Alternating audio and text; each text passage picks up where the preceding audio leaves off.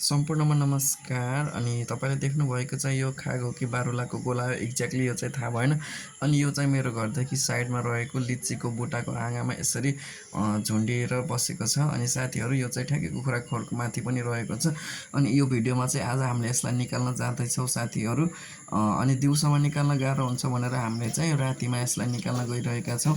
अनि यसलाई निकाल्नको लागि चाहिँ हाम्रै गाउँघरको छेउछाउको छरछिमेकीहरूले चाहिँ अङ्कलहरूले यहाँनिर हेल्प गर्न आउनुभएको छ साथीहरू। यहाँ चाहिँ अब कहाँनिर यसको मेन इन्ट्री कहाँनिर छ भनेर अङ्कलहरूले यहाँनिर हेरिराख्नु भएको छ साथीहरू। अनि यो भिडियो अन्तिमसम्म हेर्नु होला। अनि यो भिडियोमा चाहिँ सुरुदेखि अन्तिमसम्म सबै कुरा देखाउनेछौँ। अनि भिडियोलाई चाहिँ अन्तिमसम्म हेरेर साथ दिनु होला साथीहरू। यति बेला चाहिँ यहाँ अङ्कलहरूले बोरालाई काटेर यसरी लट्ठीमा बेर्नु भएको छ। अनि यसमा पेट्रोल अथवा मर्तेल हालेर अनि यसमा चाहिँ आगो लगाउनको लागि अङ्कलहरूले केही यो आइडिया लगाइराख्नु भएको छ है त साथीहरू। भिडियो हेर्दै गर्नु होला। अनि यहाँ अङ्कलले चाहिँ बोरालाई यसरी तारले बान्नु भएको छ। डोरीले बानेको भए चाहिँ आगो बोल्दाखेरि झर्छ बोरा भनेर तारले बान्दै भने आगो बोल्दा पनि त्यो झर्न सक्दैन। अब चाहिँ यहाँ अङ्कलहरूले त्यहाँनिर नजिकै गइसक्नु भएको छ। अनि त्यसलाई चाहिँ त्यहाँ अघि बनाएको त्यो बोरामा चाहिँ आगो लगाउन सुरु गरिसक्नु भएको छ। हेर्नु कसरी आगो लगाउनुहुन्छ। म चाहिँ यहाँ त्यो उडेर टोक्छ भनेर चाहिँ म अलि टाढै बसेर भिडियो गराएको छु। अहिले म एकछिनमा नजिकमा गएर पनि हजुरहरूलाई देखाउनेछु।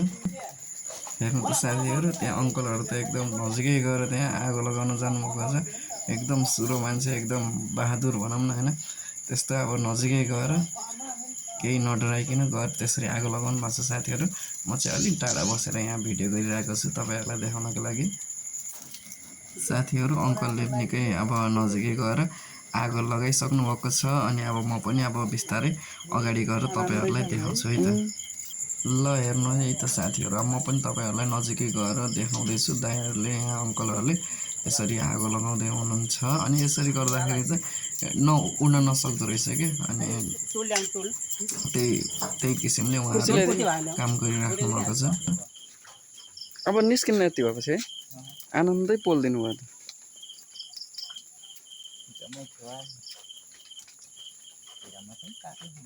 सबै उडाइसकेछ क्या ठुलो बनाएर। बाल्दिन छैन र कला होटा मात्र नि हैन बाल्दिन स्वाद होला के हजुर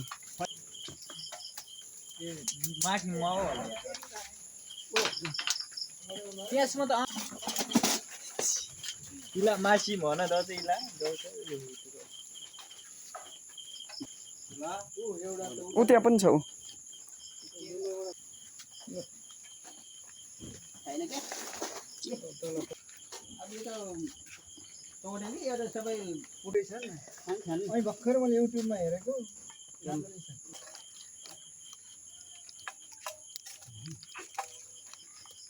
यो अनि यस्तो राय भए यो ठुलै हुन्थ्यो तिनले गरेर ध्याप बनाएको ओ यहाँ त अझै के भन्छ यो ठाउँै रहेछ बढाउने ठाउँै रहेछ पानी हाल्नुपर्छ सुपर सेवा ठुलो त हुन्थेन यो अब ठाउँै रहेछ। एउटा दुईवटा भएर चाहिँ कोही छुट्टिन्छ दाजुभाइ छुट्टे जस्तो छुट्टिने हो। यो पनि माउरी छुट्टिन्छ। यो पनि धेरै बगलमा कहाँ बस्न ऊ हुन्छ र